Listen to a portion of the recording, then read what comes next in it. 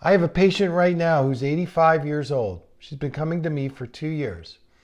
And she's dissolved her cataracts and she's starting to reduce her farsightedness. So that's another course.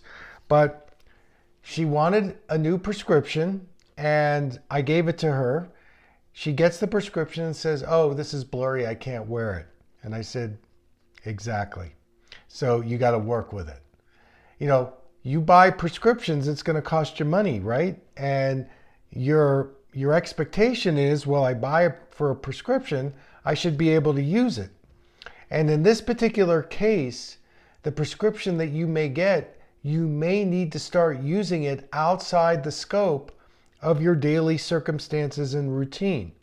And that's a reality that you have to come to grips with.